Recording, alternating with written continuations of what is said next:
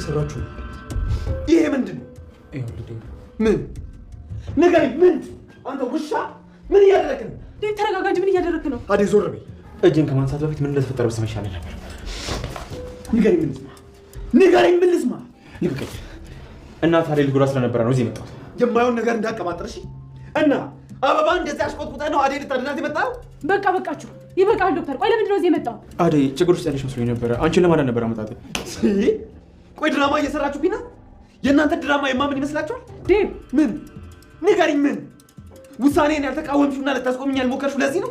እኔም በዚህ ቀይረሽኝ አይደለ? በጣም ጥሩ ትችላላችሁ። እሺ በጣም ትችላላችሁ። እንደፈለግሽ መሆን ትችላለሽ። ዴቭ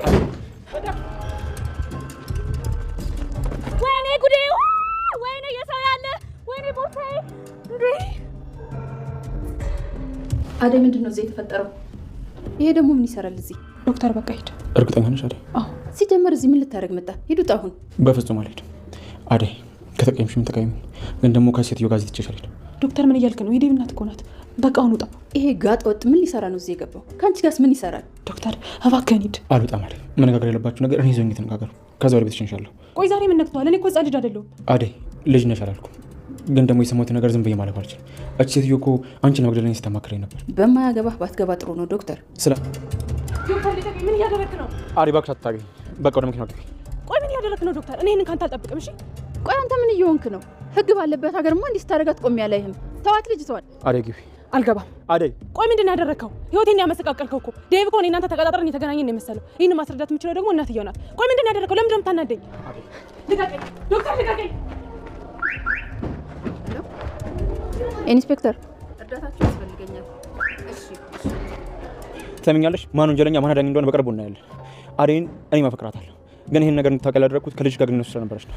ልጅ እድለኛ ስለሆነ አደይን አግኝቷል፣ ግን ደግሞ ህይወቷ ላይ እንደዚህ ጫወት ዝም ብያለሁ።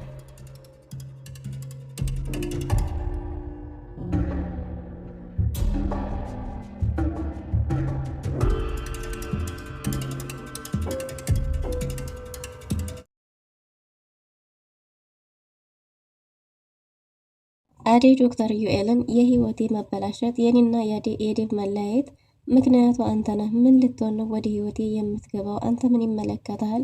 የዴቭ እናት አድርጌ ያለችኝን ሁሉ ማድረግ አለብኝ፣ ምክንያቱም ዴቭን ልምታውቀውና ልታሳምነው የምችለው እሷ ስለሆነች ብላለች።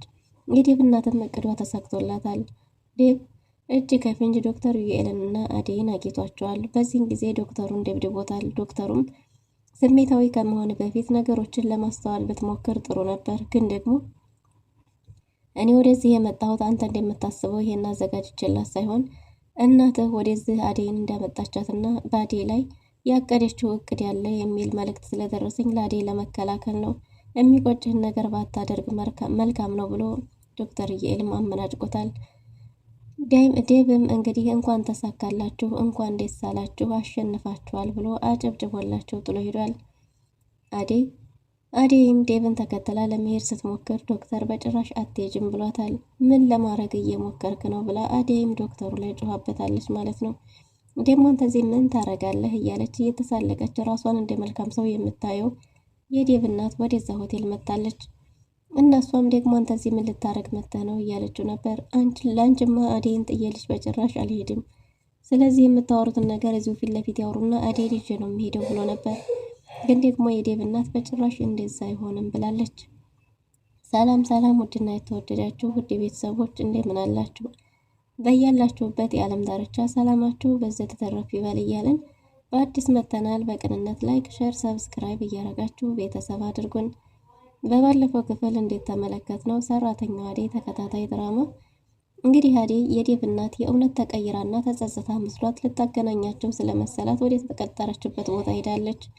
ግን ደግሞ ወጥመዱ እንዲሳካ ወደ ዶክተሩ ዘንድ ቤሪ ተልካ ስለነበር ቤሪም ለዶክተር የዴቭ እናት ለአደይ ያቀደችላት ወጥመድ እንዳለ ነግረው ስለነበረ ወደዛ ሆቴል እሱም ሄዷል ማለት ነው ዶክተር ዩኤል።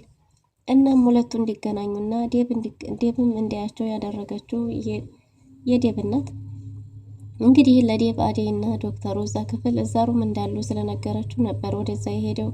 እና ዴቭም እንዳያቸው እጅግ በጣም ተበሳጭቷል። ደግሞ እናንተ ምንድን ነው የምታረጉት? ለካ እኔ ከህይወትሽ ስወጣ ምንም ያላልሽኝ ለዚህ የራስሽን እያመቻቸሽ ነበር ብራቮ እያለ ዶክተሩንም ተደባድቧል። ዶክተሩን በደበደበው ጊዜ እንግዲህ ዶክተሩም ተረጋጋ፣ አንተ እንደምታስበው ሳይሆን እኔ ወደዚህ የመጣሁት ለአዴ ለመከላከል እንጂ አንተ እንደምትለው አይደለም ብሎታል። ስለ አዴ አንተ ምን አገባህና ነው እያለው ነበር። እናትህ በአዴ ላይ ያሰበችው ነገር አለ፣ ስለዚህ እኔ ከዛ እቅዶ አዴን ለመጠበቅ ነው የመጣሁት ቢለውም ተሳክቶላችኋል ብሎ ዴቭ የራሱን እንጂ የእነሱን ለማዳመጥ ያልፈለገው ዴቭ ተናዶ እያጨበጨበላቸው ጎበዞች ናቸው በርቱ ብሎ ተነስቶ ሄዷል። እናም እንግዲህ አዴም ዴቭ ብላ ዴቭን ተከትላ ለመሄድ ብትሞክርም ዶክተር ዩኤል ግን በጭራሽ አትሄጂም ብሎ አስቀርቷታል። ከዛም ተከትላ እንግዲህ የዴቭ እናት መታለች። አዴ ደግሞ የዚህ ምን ያደርጋል እያለቻት ነው። እኔ እዚህ የመጣሁት ከአንቺ ልጠብቃት ነው፣ ስለዚህ በጭራሽ አዴን እዚህ ትቻት ልሄድ አልችልም። አንቺ የምትይውን ነገር በይና አዴን ይዤ ነው የምሄደው እያለ ነው። በጭራሽ አንተ እያለህ ማውራት አንችልም፣ አዴ ይህን ሰው እያስወጭ እያለቻት ነው። አዴም እንዴ ከሷ እኮ አንተ ልትቀርበኝ አችልም፣ እሷ ማለት እኮ የዴቭ እናት ናት። ስለዚህ ስለ ዴቭ የምታውቀውና ነገሮችን ማስተካከል የምችለው ደግሞ እሷ ስለሆነች እባክህ አንተ ሂድ፣ እኔ ከሷ ጋር እቆያለሁ ብለው ነበር። በጭራሽ እዚህ ክፍል ውስጥ አንቺና እሷን ትቼ ልሄድ አልችልም፣ በአንቺ ላይ እኮ ጉዳት እንደምታደርስብሽ አንቺን እንዲገልሽ እና ወይም ደግሞ ለግድያ እንዲተባበራት እኔን ጠይቃኛለች። ስለዚህ ይሄን ደግሞ ማድረግ አልችልም ብሏል። አዴይም እባክህ ሂድ፣ ህይወቴ እንዲመሰቃቀል እያደረክ ያለው እኮ አንተ ነህ፣ ምን ይመለከታልና ነው ወዴን ህይወት እየገባ ያለው እያለች በተደጋጋሚ ለማናገር እየሞከረች ነው። ግን ደግሞ ዶክተሩ በጭራሽ አዴይ እዚህ ትቼሽ አልሄድም ብሎ እጇን ይዞ እየጎተተ ሄዷል። እጇን ይዟት እየጎተተ መኪናው ድረስ በሄደ ጊዜ ከኋላ እየተከተለች ነበር። እንዴ ዶክተር ምን ለማድረግ እየሞከርክ ነው? ያለ ፍላጎቷ አንድ ልጅ ማስገድዶ መውሰድ ወንጀል እንደሆነ አታውቅም እንዴ እያለችው ነበር። እሱም ወንጀለኛ አይቶ አንቺ ወይስ እኔ እያላት ነበር። እሷም እንዴ ያለ ፍላጎቷ እኮ ነው አስገድደሃት እየወሰድካት ያለው፣ አዴይን ሰው እያባሪውና ማውራት አለብን እያለቻት ነበር። ዶክተሩም እምቢ ብሎ አዴይን መኪና ውስጥ አስገብተው ቆልፎባታል። ከዛም በኋላ ለዴቭ እናት ያንቺ ልጅ አዴይን ስላገኘ ሽልማቱ ነበረች፣ ግን ደግሞ እኔ እውነትም አዴይን አፈቅራታለሁ፣ በጣም አፈቅራታለሁ። ግን ደግሞ አንቺ ልጅ ጋር አንድ ላይ ስለሆኑ እሱን ስለምትወደው እሱም ስለሚወዳት ነበር ጣልቃ መግባቴን ያቆምኩት። አንድም ቀን ወደ እኔ እንድትመጣ አድርጌ አላቅም። ምክንያቱም ፍቅር ማለት የሚወዱትን ሰው ደስታ መጠበቅ ስለሆነ እያላት ነበር። እሷም ዶክተር አትሳለቅብኝ፣ እኔ ለህግ ደውላለሁ ብላ ወደ ፖሊስ ጣቢያ ደውላለች። ፖሊስ ጣቢያ ደውላ ለመርማሪ ፖሊሱ እንግዲህ ዶክተር ዩኤል ተብዬው አዴይን ያለ ፍላጎቷ አስገድዶ እንደወሰዳት መጀመሪያ አሳውቃለች። ዶክተሩም እንግዲህ አገር ሰላም ብሎ አዴይን ይዞ እየሄደ ነበር። አዴይን እየወሰዳት ሳለ አዴይ እንዴት እንደዚህ ታደርጋለህ ዶክተር? እንዴት ህይወቴን ታመሰቃቅለዋለህ? በዚህ ቀን እኮ የዴቭ እናት ከእኔና ዴቭን እኮ አንድ ላይ እንድንሆን ፈቅዳለን ነበር። በዛ ላይ ነገሮችን ልታስተካክል ነበር እኮ እንዴት እንደዚህ ታደርጋለህ ብላ ጮኻበታለች። ዶክተሩም አዴይ እኔ ያንቺን ደስታ ከመጠበቅ ውጭ ሌላ ምንም ያረኩት ነገር የለም፣ ደስታሽ ደስታዬ ነው። ግን ደግሞ የዴቭ እናት እንዳልሽው አስባበት፣ እንዳልሽው አንቺና እሱን ለማገናኘት ሳይሆን ለአንቺ ያቀደችልሽ ወጥመድ ያለ ከዚህ በፊት ነግሬሽ ነበር ራስሽን እንድትጠብቂ ብሏታል። እና ቤሪን አወቅሻት ካለ ጊዜ እሷ ደግሞ ምን አገባት ስትለው እንግዲህ እሷ ወደ እሱ እንደሄደችና የዴቭ እናት ለአንቺ ወጥመድ እንዳዘጋጀችልሽ ልትገልሽ እንደምትፈልግ እና ሂጄ እንዳድንሽ ነው የነገረችኝ። ለዛ ነው እንጂ ወደዛ ሆቴል የመጣሁት እንደምትይው አንቺን ተከታትዬ አይደለም። ይህን ደግሞ ከዚህ በፊትም ነግሬሻለሁ። ከዚህ በፊት ራስሽን ጠብቂ ብዬ እኮ ነግሬሽ ነበር ብሏታል። ስለዚህ ወደድሽም ጠላሽም ያለ ፈቃድሽ ስለሆነ ይቅርታ፣ ግን ደግሞ የአንቺ ህይወት እኔን ይመለከተኛል፣ ደስታሽን ነው እንጂ ተከፍተሽ ማየት በጭራሽ አልፈልግም ብሏል ዶክተር ዩኤል። አዴይም ትክክል አላደረክም፣ እሷ ጋር ማስተካከል እንችል ነበር፣ እሷ እናቱ ስለሆነች ስለ ዴቭ የምታውቀው እሷ ብቻ ነበረች እያለችው ነበር። ዶክተሩም በዚህ መንገድ እሷ ልታስተካክል ሳይሆን አንቺን ልታጠፋሽ እኮ ነው የፈለገችው፣ አይታይሽም እንዴ አዴይ እያላት ነበር። አዴይም መሄድ ይፈልጋለሁ ብላ መንገድ ላይ አቆሞላታል። አዴይ እንድትረጋጋና ራሷን እንድትጠብቅ ይቺ ሴትዮ እውነት ልታስታርቃቸው ሳይሆን እሷን እስከ መጨረሻው ልሸኛት ፈልጋ እንደሆነ ካስረዳት በኋላ እባክህ ዶክተር እኔ አሁን ብቻዬን መሆን እፈልጋለሁ ብላለች። ዶክተሩም እባክሽ አዴይ እዚህ ሁኜ ልጠብቅሽ እያላት ነበር። እሷም በዚህ ሰዓት እኔ ከማንም ሰው ጋር መሆን አልፈልግም፣ ከአንተ ጋር ብቻዬን መሆን ነው የምፈልገው፣ ብቻዬን ራሴን ማዳመጥ ነው የምፈልገው እያለች ነው። ዶክተሩም እንግዲህ በአዴ ሁኔታና እየተፈጠረ ባለው ነገር አዴ ልትረዳው ባለመቻሉ ግራ ተጋብቶ መንገድ ላይ በቆመበት ሩታ እንግዲህ ከርቀት ተመልክታው መኪናውን ስታይ ወደሱ ሄዳለች ማለት ነው። እና ዶክተሩም ሩታም እንደ ዶክተር እዚህ ምን ታረጋለህ እያለችው ነበር። ዶክተር እንግዲህ ሊያወራ ፈልጎ የሚያዳምጠው ሰው በፈለገበት ስለሆነ ሩታ ወደሱ ስትገባ የጨነቀውን እያስረዳት ነበር። አንድን ሰው ያለ ፍላጎቱም ቢሆን ለማዳን መሞከር ወንጀል ነው እንዴ? በዛ ላይ ደግሞ ልትረዳኝ አልፈለገችም እያላት ነው። ፍቅረኛ አለህ እንዴ ብላ ጠይቀው ነበር። ግን ደግሞ አይ እንዲሁ ነው ብሎ ግን ደግሞ ማውራት እንደፈለገና የሚያዳምጠው ሰው እንደፈለገ እየነገራት ነበር። እሷም ብላ እያዳመጠችው ሳለ እንግዲህ መንገዳቸውን እየሄዱ መርማሪ ፖሊሱ ድንገት ሽጉጥ ደቅኖ ፊት ለፊታቸው ቆሟል ማለት ነው። ሽጉጥ ፖሊስ እያለች ነበር ሩታ። እሱም መኪናውን አቁሞ ደግሞ አንተ ምንድነህ ምን ፈልገህ ነው እያለው ነበር። በዚህን ጊዜ እንግዲህ መርማሪ ፖሊሱም ተደውሎለት አንዲትን ሴት ያለ ፍላጎቷ አስገድደህ አዴን እንደወሰድክ እንደጠለፍክ ተደውሎ ተነግሮኛል እያለው ነበር። መርማሪ ፖሊሱም እንግዲህ ዶክተሩ እስከሚያስረዳው ድረስ ሊጠብቀውም አልቻለም። አሁን እኛ ጋር ሂደህ እዛው ቃልህን መስጠት አለብህ እያለ ነው። ሩታም ዶክተሩን ይዘውት እንደሄዱት የተቻላትን ያህል እያደረገች ነበር። ግን ደግሞ ባጠፋው ጥፋት መጠየቅ አለበት፣ ወንጀለኛ ነው ተብሎ ተጠቁመናል፣ እሱ ወደ ፖሊስ ጣቢያ መሄድ አለበት፣ አንቺ ተመለሽ ብለው አመናጭቁ መልሷታል። ሩታም እንግዲህ በየቦታው እየፈለገች ነው። አዴይን ፈልጊና አምጪ፣ እሷ ካልመጣችና ቃሏን ካልሰጠች መለቀቅ አይችልም ስለተባለ ሩታ አዴይን ፍለጋ በየቦታው እየሄደች ነው። እናም እንግዲህ ዳይመንድን ስታገኘው ዳይመንድንም ነግራው ነበር። ዳይመንድ ደግሞ ዶክተሩን ከቤሪ ጋር አይቶ ስለነበረ በተሳሳተ መንገድ ስለተረዳው እኔ እህቴን ላንተ ላረግልህ የተቻለኝን እያደረግኩ አንተ እንዴት ከሌላ ሴት ጋር ዴቭን ይመስል አይሃለሁ ብሎ ተቆጥቶበት ነበር። እናም እንግዲህ ዶክተሩ እንዴት ታሰረ ለሁሉም ሰው ሩታ ተናግራለች።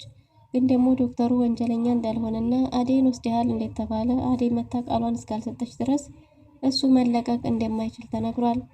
ቤት ሄዳም ስለ አዴ ስትጠይቅ ምናልባት ዴቭ ጋር ሆኖ ይሆናል የሚል ምላሽ ነበር የተሰጣቸው።